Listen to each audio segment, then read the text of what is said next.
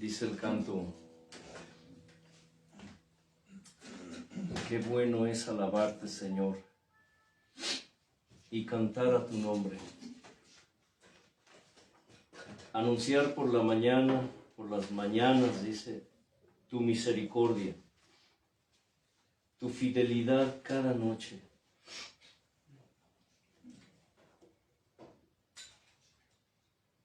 Es cuando tú te vinculas con Dios, cuando te conectas, para que lo entiendas mejor, te conectas con el Señor. Dice la canción, cuando el pueblo alaba a Dios, suceden cosas. Recuerdo que una vez teníamos una reunión familiar aquí. En ese entonces estaba toda la tribu, estaban todos mis hijos, la que fue mi esposa, mis nietos. Y recuerdo que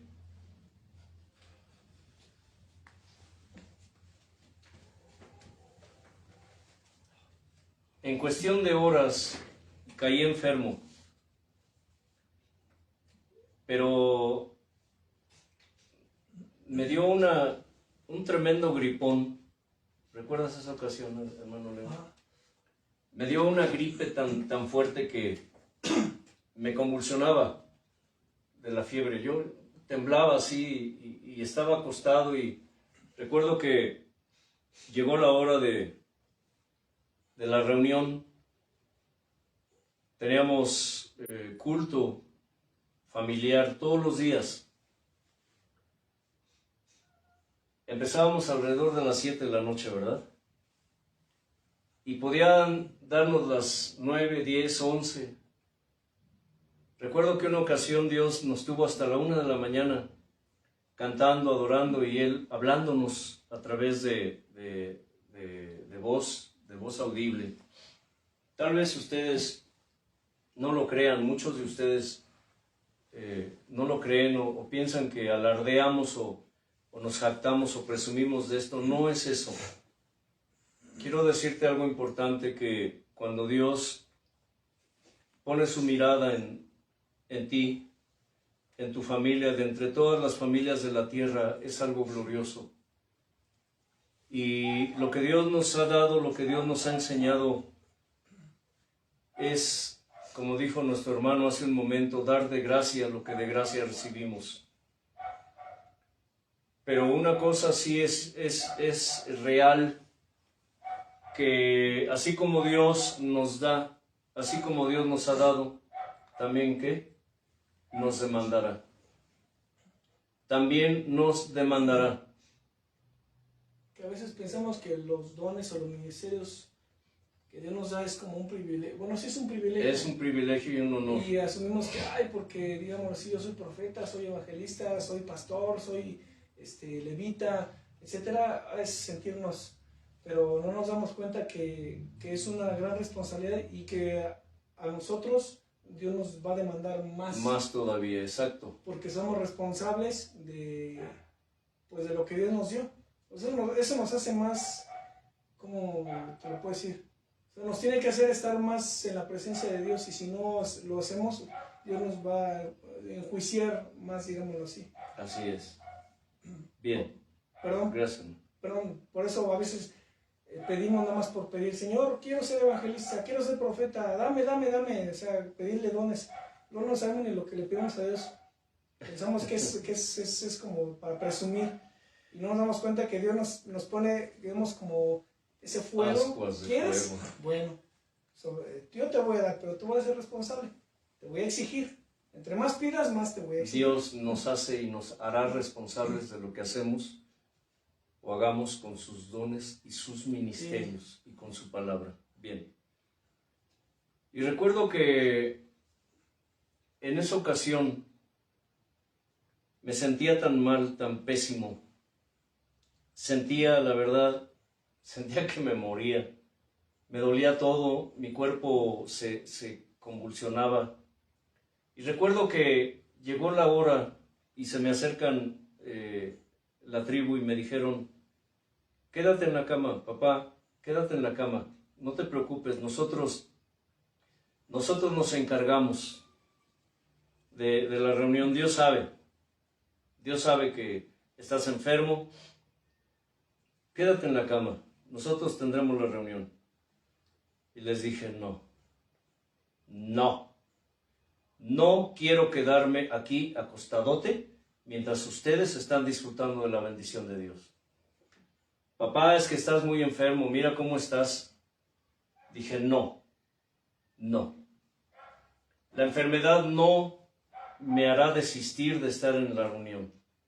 Y recuerdo que como pude me levanté, me ayudaron, me llevaron allí al altar. Y recuerdo que empezamos a alabar a Dios. Y mientras ellos cantaban cántico de júbilo y danzaban, recuerdo al hermano Elliot, todavía no estaba este ministerio, con su guitarra y las doncellas del Señor con panderos, porque así les llamaba el Señor, mis doncellas. ¿Sabes? Algo importante.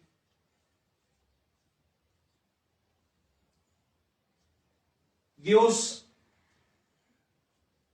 algunas mujeres,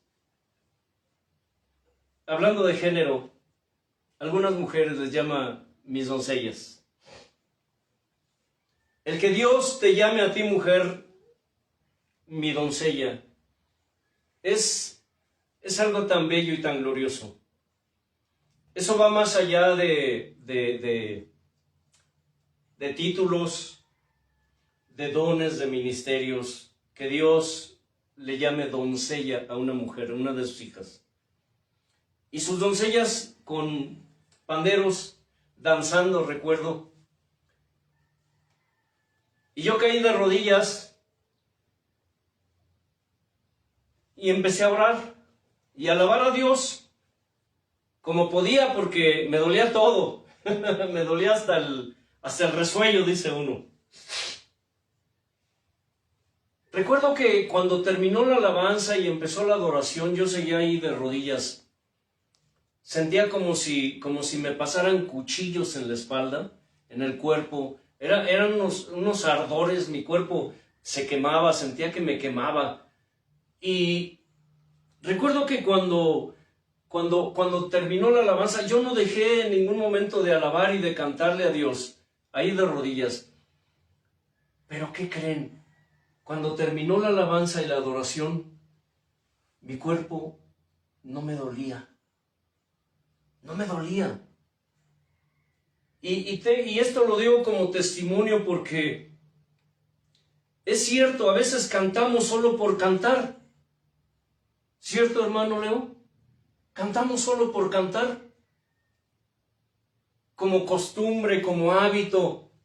Pero no sentimos lo que estamos cantando. No creemos lo que estamos cantando. Y recuerdo esa vez que le dije a Dios, Señor, gracias. El canto dice, cuando el pueblo alaba a Dios, ¿qué? Suceden cosas. Hay cosas que suceden solamente con cantarle, con alabarle, con adorarle, con que tú levantes tu voz y lo adores, con que le dances, con que caigas de rodillas, con que te humilles. Suceden cosas, y suceden cosas maravillosas.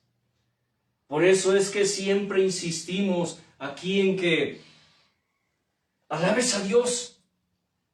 No hay don, no hay ministerio, no hay talento más grande que cantarle a Dios. Recuerda que cuando estemos allá en su presencia, en su reino, en la nueva Jerusalén, mirándolo a Él, allí no habrá dones, no habrá ministerios, no habrá talentos, no habrá operaciones, no habrá milagros, ni señales, ni prodigios, ni portentos, no habrá nada de eso, porque solamente habrá que, hermano Elliot, Alabanza y adoración. Alabanza y adoración. Si tú no aprendes o no quieres alabar a Dios, no quieres soltar esas ligaduras que te impiden cantarle, que te impiden danzarle. Y esas ligaduras pueden ser flojera, pereza, desinterés, apatía, vergüenza, pena. Si tú no puedes o no quieres alabar a Dios aquí, ¿cómo podrás alabar a Dios allá en el cielo? Si es que llegas.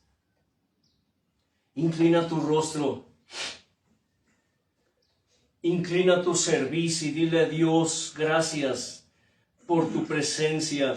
Gracias por permitirme, Señor de gloria, estar aquí a tus pies ante tu trono, clamando y buscando, Señor, oportuna gracia y misericordia. Bendito Dios, gracias por tu alabanza. Gracias por producir en mí el anhelo y el deseo, la fuerza, el poder, la fortaleza, mi Señor, para alabarte. Por poner en mí, por producir en mí hambre y sed de ti, Dios del cielo y de la tierra. Gracias. Gracias, mi Señor, por ser mi Dios, por ser mi Señor, por ser mi Rey. Gracias por llamarme, Señor, por enseñarme, por guiarme, por instruirme, por inspirarme en camino de justicia por amor de tu nombre. Hoy, bendito Dios, estoy aquí dispuesto, disponible para ti, para que tú hables a mi espíritu, mi Señor. No solo a mis oídos, no solo a mi corazón, a mi alma, sino a mi espíritu. Abre, aviva, aumenta, despierta los sentidos espirituales que pusiste en mí, Señor, conforme a tu imagen y a tu semejanza, Dios del cielo y de la tierra. Gracias, amado Señor Padre. Gracias, amado Señor Hijo. Gracias, amado Señor Espíritu Santo. Amén. Gloria al Señor. Si yo te amara. Si yo te amara. Pregúntate.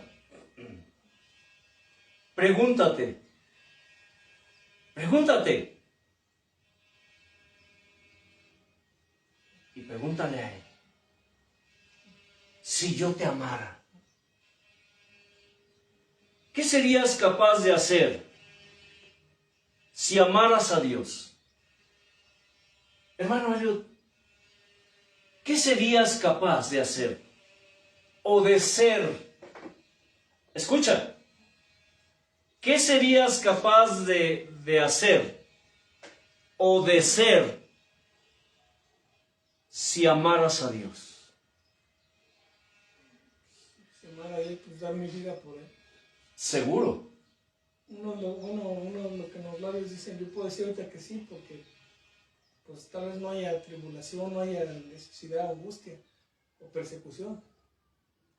Pero por eso todos los días en nuestras oraciones, Señor, danos la certeza y la seguridad, y eso habla de que nos haga firmes en nuestros labios, que no solamente lo que decimos sea de fuera, sino desde adentro. Firmeza, certeza, y seguridad, convicción, seguridad, y garantía, anhelo, sí, deseo, pasión, sed. Hambre, Era lo que tenían sus profetas. Ellos sí, si yo te amara, dieron su vida por Él. Sus discípulos dieron su vida por Él. Pero ¿qué dicen los modernos? No, pues nada de eso. O sea, va a ser fácil.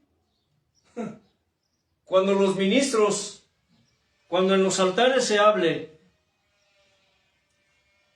de la palabra del verdadero Dios, del que nos habla la Escritura, entonces sucederá un fenómeno muy interesante, hermano Elliot. mucha gente se levantará de sus asientos y se irán de la reunión. Porque lo que se enseña en los altares modernos, en la modernidad, perdón, no altares modernos, aunque aplican la palabra, ¿no? Altares modernos. Que aparecen discos. Es el Dios del amor, el Dios de la misericordia, el Dios de la compasión, el Dios de la piedad. Y en cierta medida está bien, sí. Pero falta esa parte en donde Dios nos enseña en la Escritura que para ganarlo a Él tenemos que perderlo todo. Que la salvación no nos costó nada. ¿A quién le costó la salvación? Los mismos modernos lo dicen. Él ya pagó por nosotros. La Escritura lo enseña, que Él dio su vida por nosotros. Angustiado y afligido, no abrió su boca. Como cordero, dice, fue llevado al matadero. Ellos mismos lo dicen. Sin embargo, lo que no enseñan hoy en los altares es que la vida cristiana sí cuesta mucho. Si yo te amara, Señor, ¿qué haría? Si yo te amara, ¿qué sería, hermano Elliot? ¿O cómo sería? Yo. Su amarlo es seguir sus mandamientos. Yo. No. Es diferente la pregunta. Si yo te amara, ¿qué? ¿Qué haría? Si yo te amara, ¿qué sería? ¿Qué sería? ¿Qué sería yo? Si yo te amara, ¿qué sería? ¿O cómo sería yo? Pues sería diferente, sería un verdadero hijo de Dios. Si eres cristiano, hijo de Dios, que se te note. ¿Se dan cuenta? Si yo te amara, es una pregunta que despierta otras preguntas. ¿Sí me explico? Si yo te amara, habría cambios, es cierto, en mi vida. Si yo te amara, yo sería diferente. Yo sería conforme a Él. Si yo te amara, sí, yo guardaría tus mandamientos, Señor. Cuando uno se plantea esta pregunta, si yo te amara, vienen 1000 respuestas a nuestra mente y nos damos cuenta que nuestra oración no va muy de acuerdo con nuestra acción. En algún momento dijimos que los hijos de Dios debemos no solamente ser creyentes, sino que, ¿se acuerdan de eso? Sino practicantes, hacedores. Y tal vez Jesús y el Padre sí aplicaron esa pregunta. Si yo te amara, la prueba es que dio la vida por nosotros. Sí. Jesús le dijo al Padre, si yo te amara, Padre, daré mi vida por mis hijos, y lo hizo. Esta pregunta surgió, les dije en la enseñanza anterior, surgió porque Dios llevó a un joven drogadicto allá al lugar de provisión. Y platicando con él, le hice esa pregunta porque de pronto esa pregunta me golpeó mi pensamiento. Y le dije, si tú amaras a Dios, o más bien le planteé la pregunta, ¿amas a Dios o solo lo necesitas? Recuerdo la expresión del muchacho, abrió sus ojos así, echó su cara hacia atrás, su cabeza, y me dijo, buena pregunta. Estos días, la misma pregunta le he hecho a varios que conocen el Evangelio y a varias personas que no conocen del Evangelio. ¿Amas a Dios o solo necesitas de Él? Y la reacción curiosa que tienen todos los que les he hecho esa pregunta es, hacen así. Y echan su cabeza hacia atrás y me dicen lo mismo. Buena pregunta. ¿Alguna vez te has puesto a pensar en que amas a Dios o solo necesitas de Él? Y es muy diferente el que solo necesitas de Él o que lo necesitas a Él.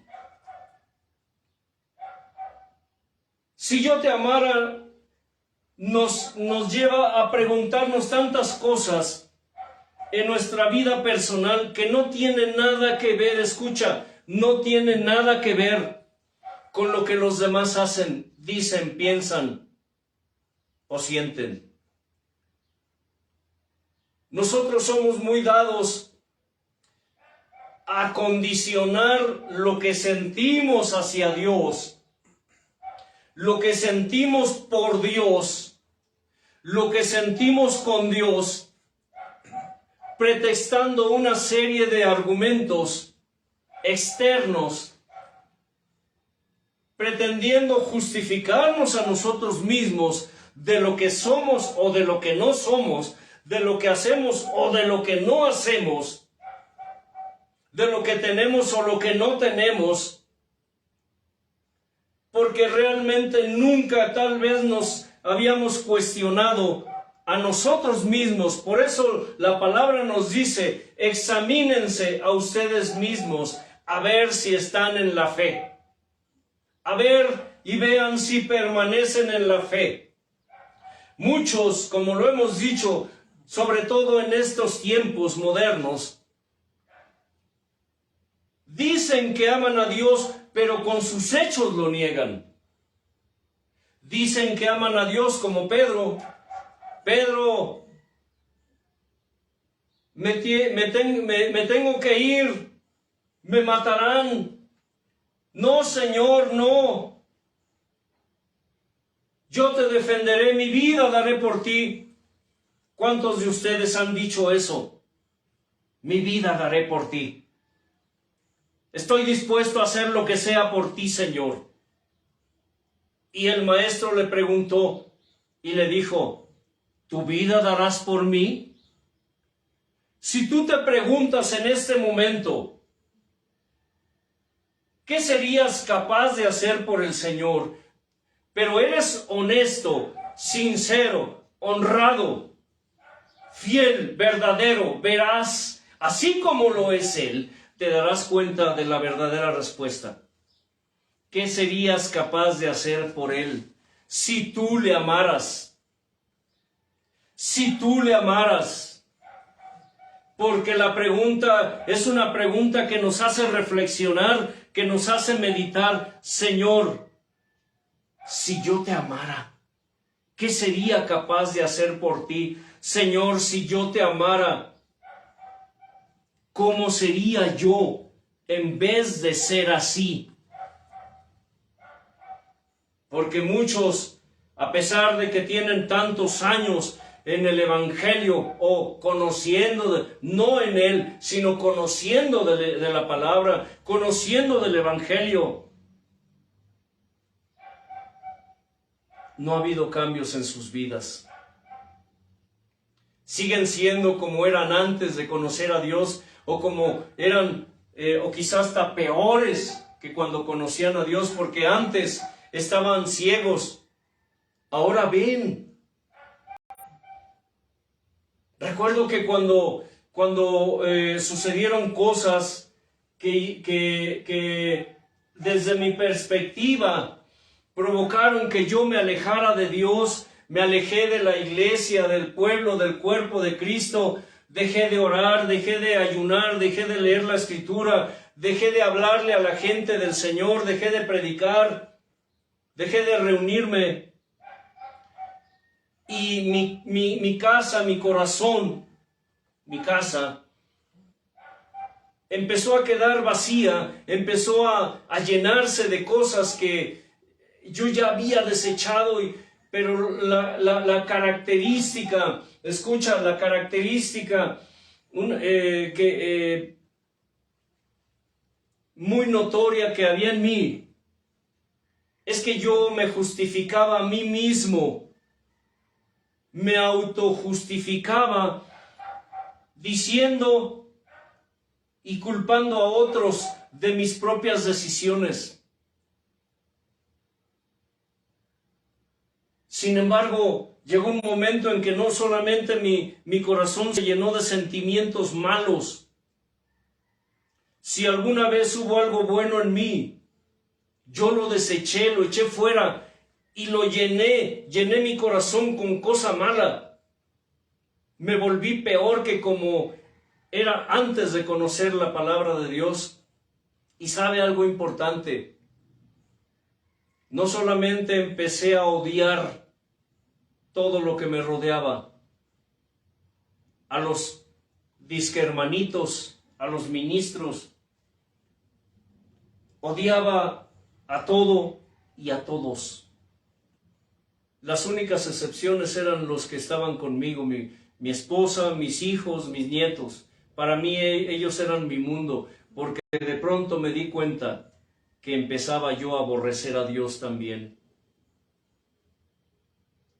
Empecé a aborrecer a Dios, a rechazarlo, a repudiarlo.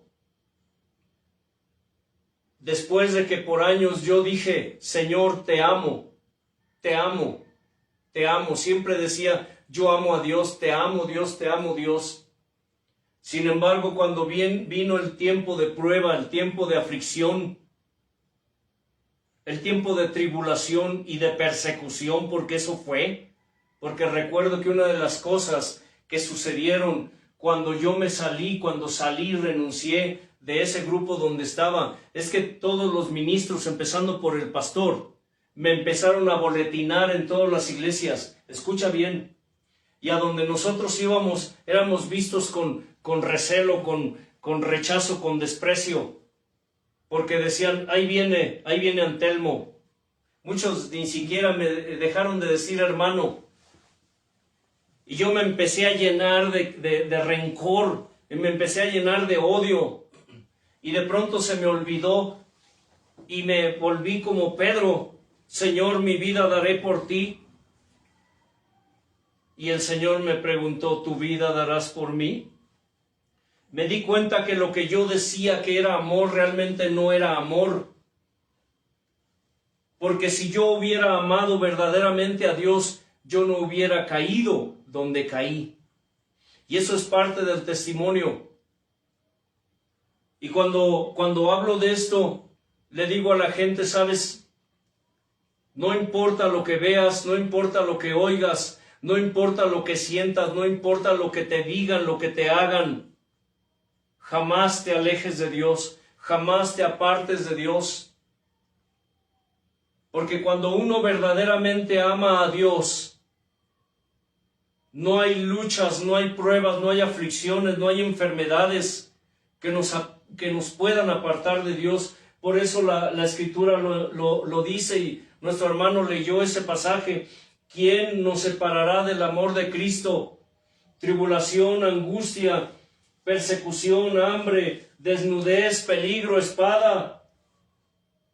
Por lo cual dice, estoy seguro que ni la muerte, ni la vida, ni ángeles, ni principados, ni potestades, ni lo presente, ni lo porvenir, ni lo alto, ni lo profundo, ni ninguna otra cosa creada nos podrá separar del amor de Dios que es en Cristo Jesús. Algo que era muy notorio en los antiguos, en sus antiguos profetas, en los antiguos discípulos. A esos sí se les puede llamar discípulos, no lo que se ve hoy.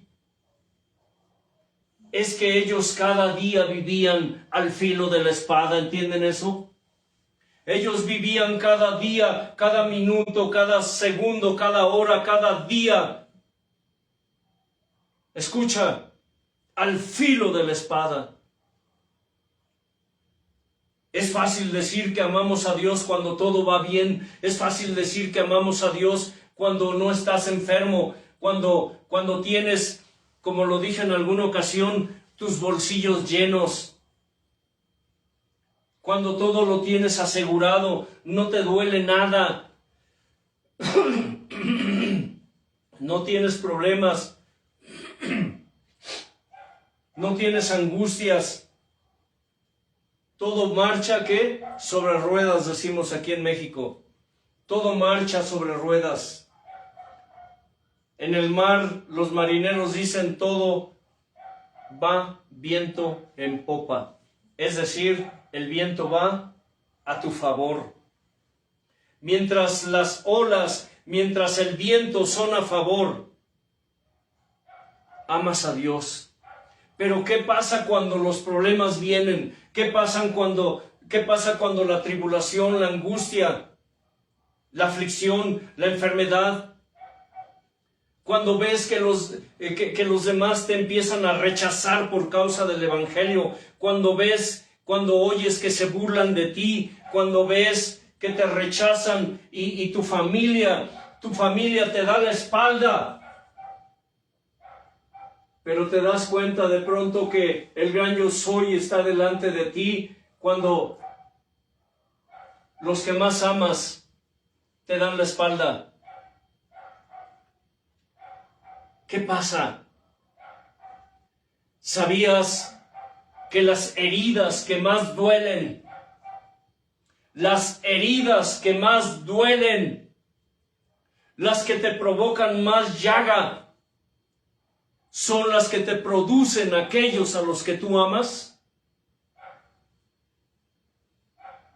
A veces no razonamos las cosas, no pensamos en que la persecución, el rechazo, no viene tanto de afuera, sino de adentro. Y es cuando te haces la pregunta,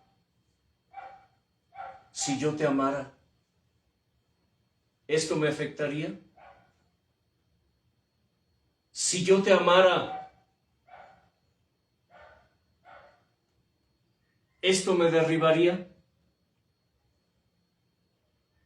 ¿Amo a Dios o solo necesito de Él? No a Él, sino de Él. Mucha gente busca a Dios porque necesitan algo de Él, ¿cierto? La mayoría de nosotros, por no decir que todos, cuando Dios nos llama, decimos, nos acercamos a Dios, pero eso no es cierto. Nosotros no nos acercamos a Dios. Nosotros no aceptamos a Dios. Nosotros no buscamos a Dios. Él es el que llega a nosotros. Él es el que nos llama.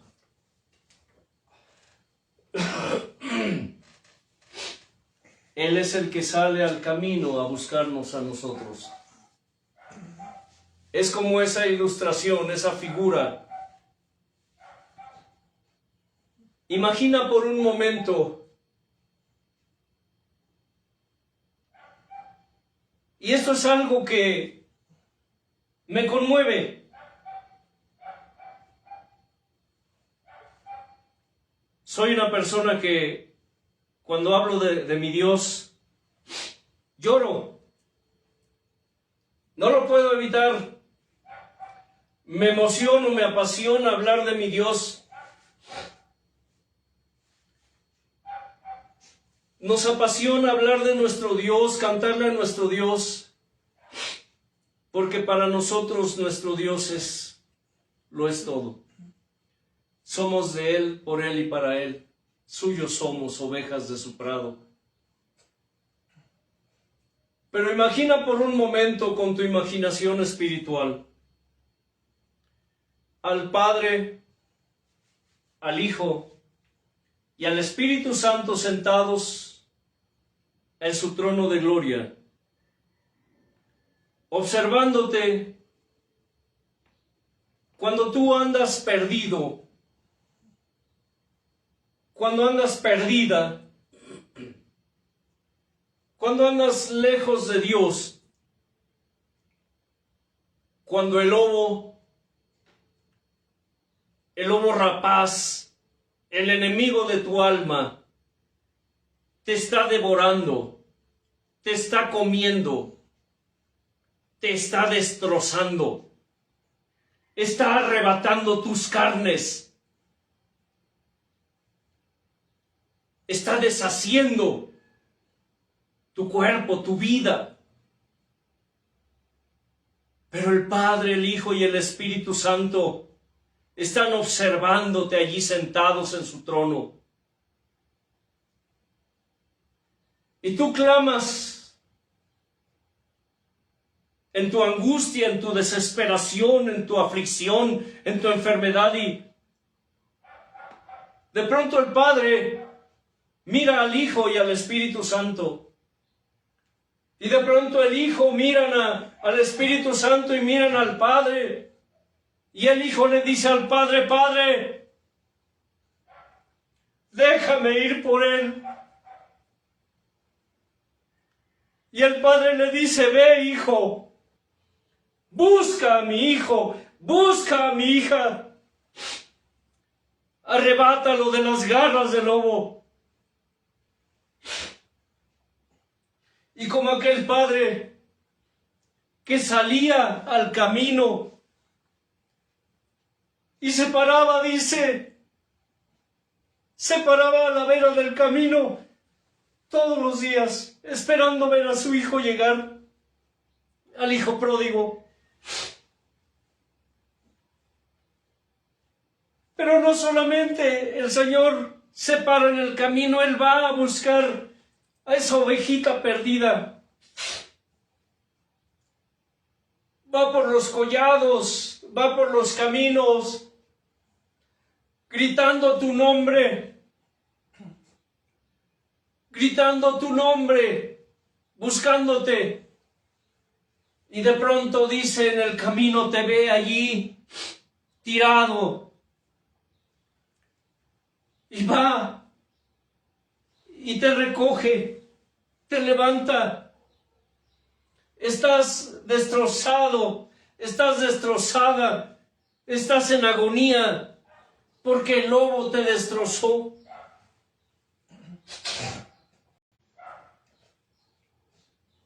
Y Él te lleva al altar de su Padre, y allí con su sangre y con sus lágrimas te lava tus heridas, cura tus llagas. Y cuando estás sano, Él te vuelve al redil. Pero ¿sabes algo? Él te enseña a amarlo. Mucha gente solo se queda en esa parte donde Dios los rescató de su vana manera de vivir. Y aunque el Señor les enseña a amarlo, porque no me digas que tú buscaste a Dios porque lo amabas. No me digas que tú aceptaste al Señor porque sentías amor por Él. Todos nosotros, sin excepción, necesitamos de Él. Por eso cuando Él llega a nuestra vida, y usaré palabras técnicas comunes, aceptamos a Dios. Pero realmente Él es el que produce en nosotros el querer y el hacer por su buena voluntad. Cuando Él viene a nuestra vida, cuando Él llega a nuestra vida, cuando Él nos encuentra en el camino y nos cura y nos sana y sacia de bien nuestra boca, nos enseña a amarlo. Pero muchos no quieren amar a Dios porque solamente quieren los beneficios. solo quieren los beneficios, solamente quieren obtener algo de Dios. Por eso existen esas herejías destructoras de la prosperidad, del humanismo, de la simonía. Por eso, porque solamente quieren algo de Dios. Porque no quieren tener un compromiso con Él, no quieren recibir ese anillo de compromiso que la novia recibe del novio para ser apartados para Él, para estar en sus bodas en aquel día. Muchos viven solamente pidiendo y pidiendo y pidiendo, Señor, dame esto, dame aquello, pero nunca se han preguntado si realmente sienten amor por Él. Solo quieren carne. Solo quieren carne. Quieren carne nomás. Pero no quieren maná. Están como los hebreos en el desierto. Los israelitas solamente querían carne, pero no querían maná. Porque la carne era sabrosa, jugosa, suculenta, y el maná, digamos, es amargo, seco, sin sabor, digámoslo así, hablando en términos, hablando de Sí, como figura. Sí, porque estar en Cristo es, digámoslo así, amargura, dolor, sufrimiento. Sí. Y el mundo es placer, gozo, jugoso, o sea. Por eso existen esas herejías, hermano Eliot. Por eso los de la prosperidad, por eso los de la simonía, por eso los humanistas. Y recuerden, y lo repetiré una y otra vez hasta que esto Dios lo incruste en tu espíritu, más allá de tu alma, en tu espíritu.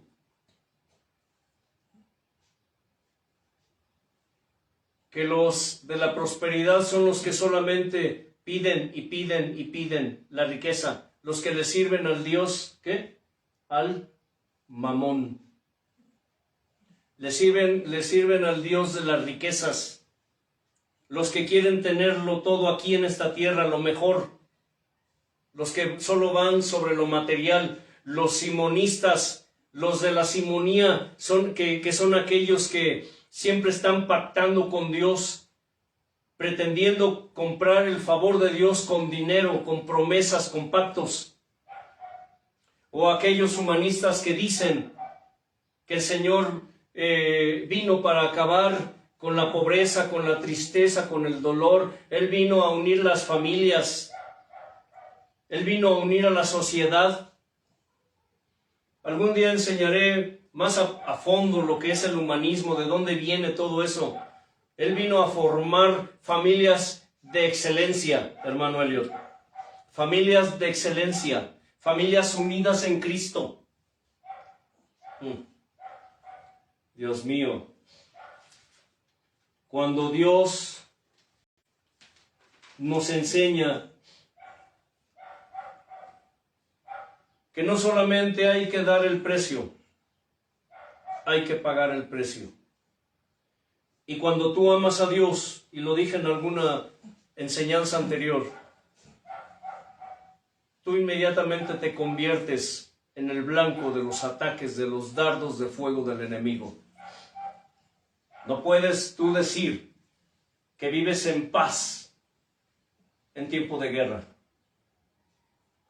Recuerdo que una ocasión cuando Dios llevó en cautividad a su pueblo por causa de su rebeldía, de su desobediencia, Dios les dijo a través del profeta: al pueblo donde yo los llevare, al pueblo donde yo los llevare, al pueblo que los oprimiere, porque yo así lo mandé, al pueblo que acabe con ustedes,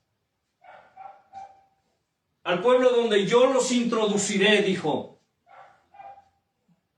para hacerlos pagar a ustedes por sus rebeldías, por su pecado, por su infidelidad hacia mí. Pidan la paz, dijo, para ese pueblo. Pidan la paz para ese pueblo. ¿Escuchas? Porque en su paz ustedes tendrán paz.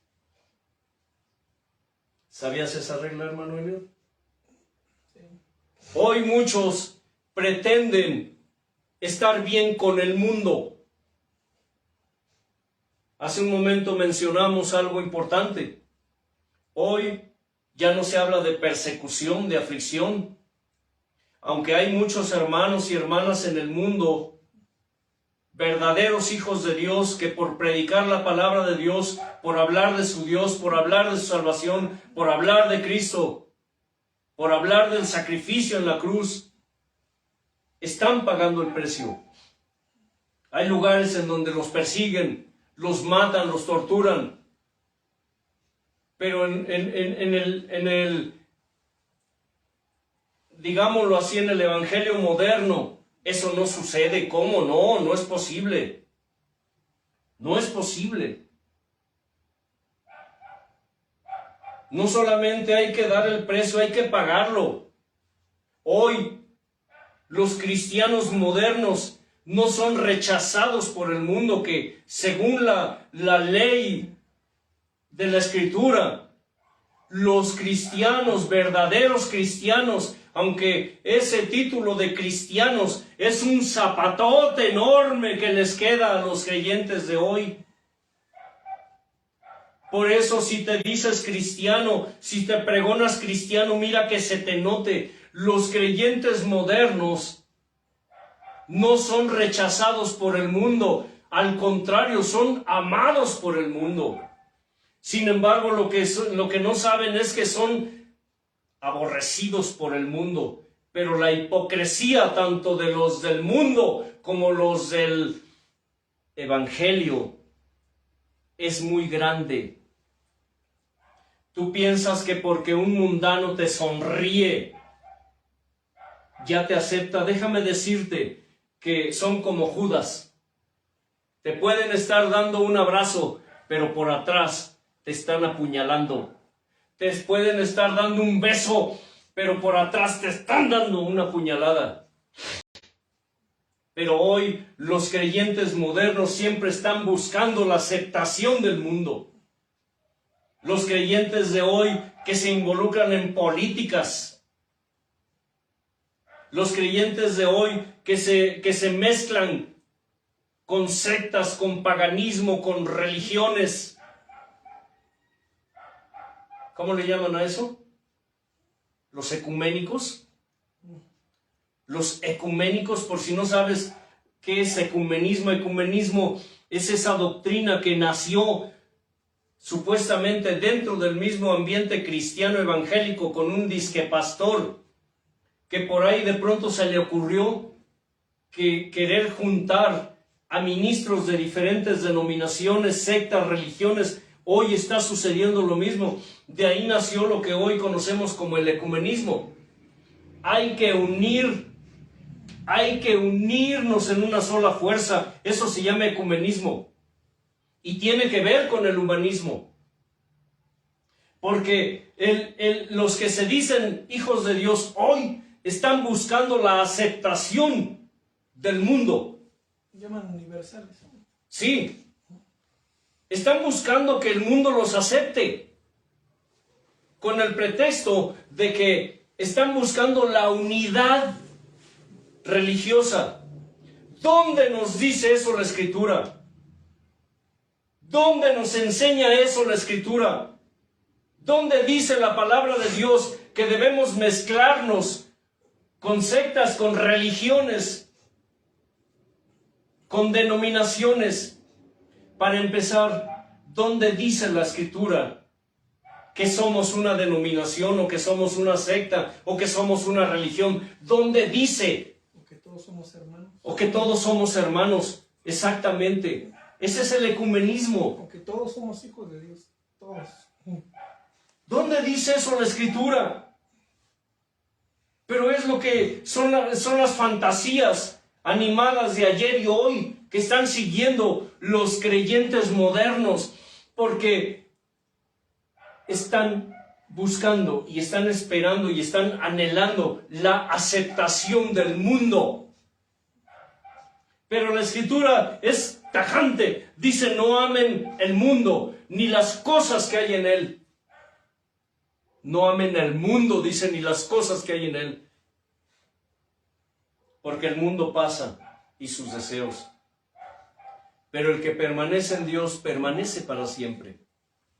Dice, porque el que se constituye amigo del mundo, y escucha, el que se constituye amigo del mundo, se constituye, ¿qué? Enemigo de Dios. Por eso la Escritura dice que vivimos en el mundo, pero no somos del mundo. Si tú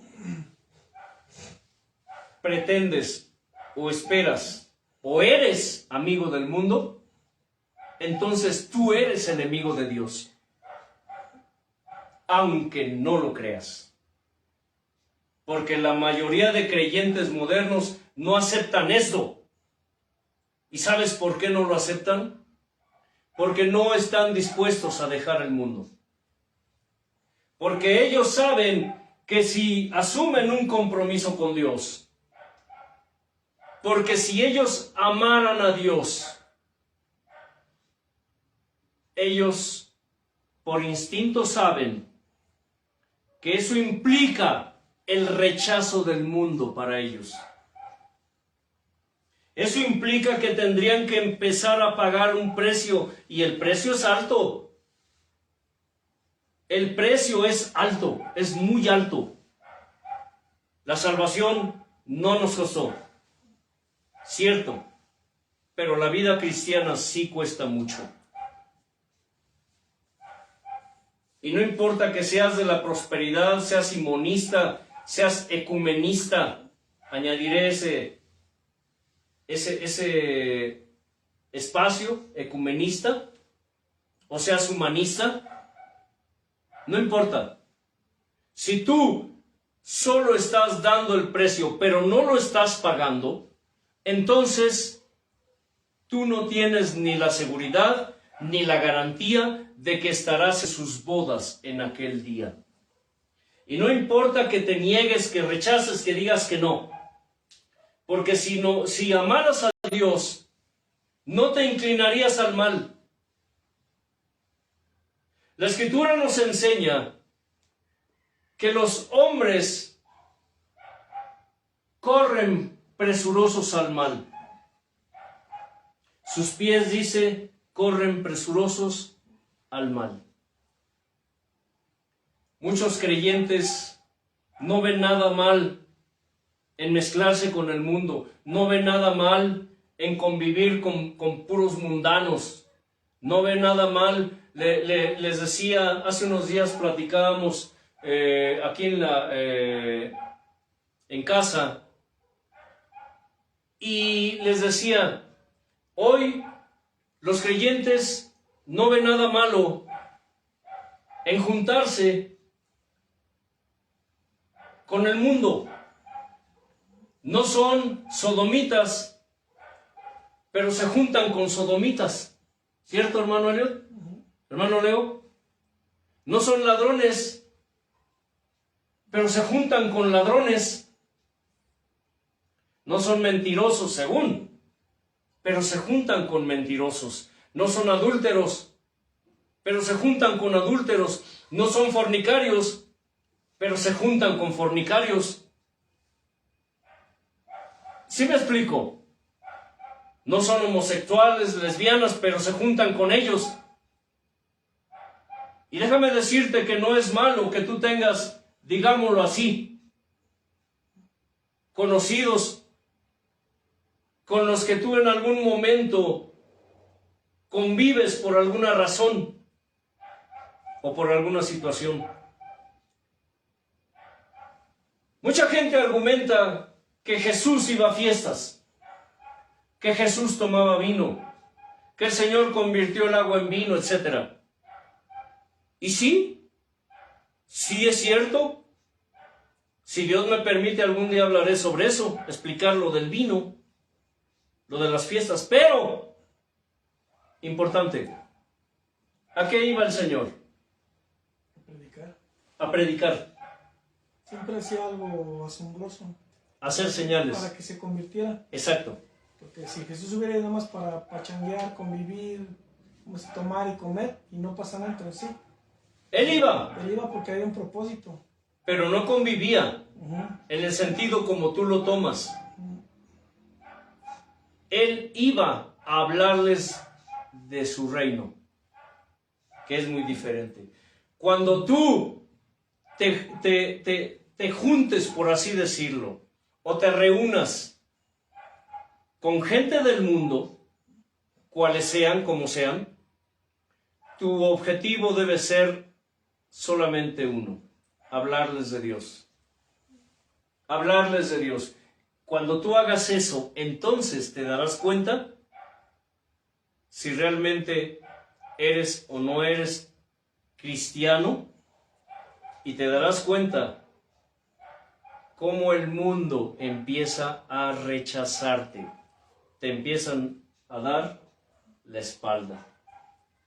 Pero si tú buscas la aceptación del mundo y por eso te juntas con pecadores, dice la Escritura: bienaventurado aquel varón que no se sentó en silla de escarnecedores. Bienaventurado el varón que no se sentó en mesa de escarnecedores. ¿Escuchas? Pues es lógico. Si tú te juntas con puro pecador, si tú te juntas con puro malandro, si te juntas con homosexuales, con lesbianas, con ladrones, con mentirosos, con burladores, ¿cuántos creyentes? Y escucha, algo que he notado es de que muchos que se dicen hermanos o hermanas, cuando un mundano o hasta un mismo que se dice cristiano habla mal de otro hermano, en vez de defenderlo, en vez de dar la cara por el hermano, callan o solo sonríen. Solo sonríen. Y escucha bien, cuando alguien afrenta a un hijo de Dios, afrentan a Dios, afrentan a su pueblo.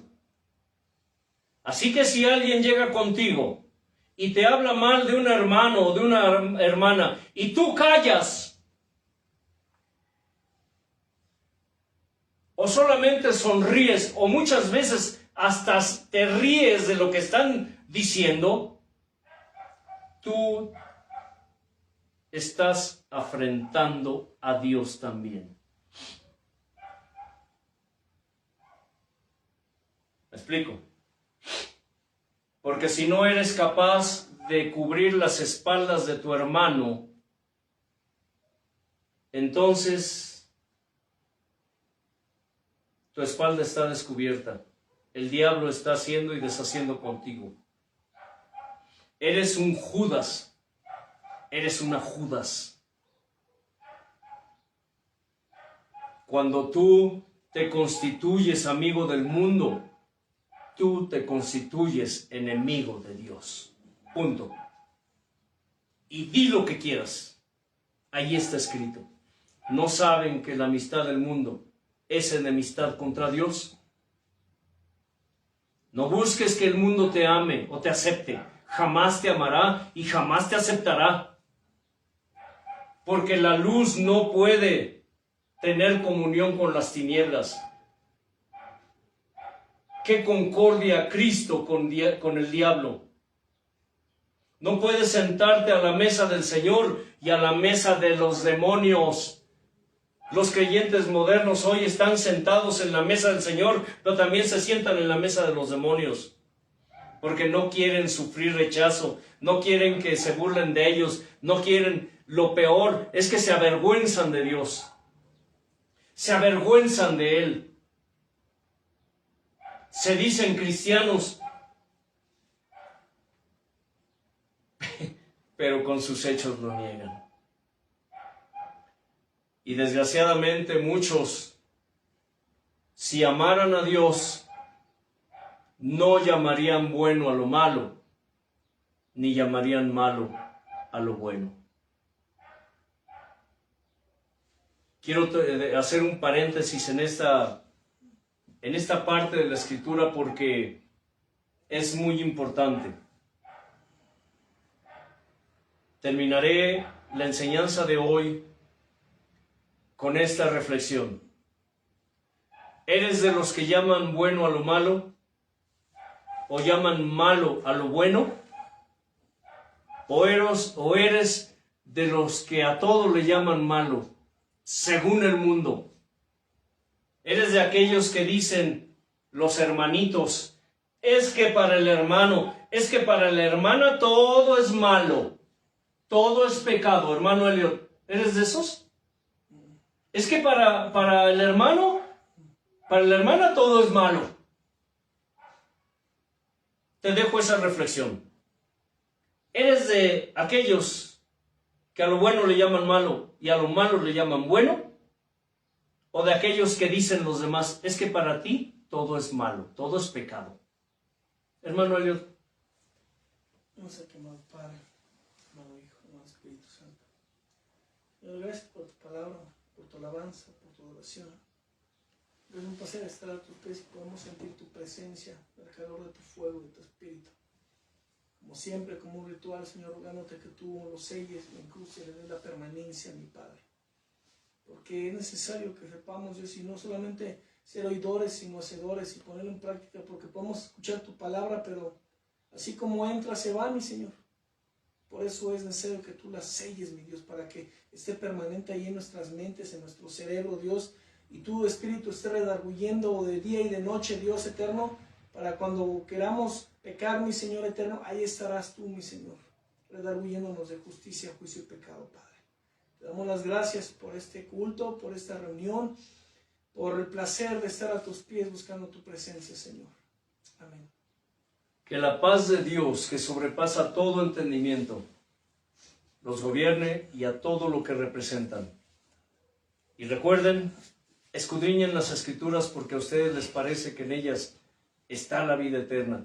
Y ellas son las que testifican de Él, de que Él pronto viene y de que tú tienes que estar preparada, tienes que estar preparado. Bendiciones.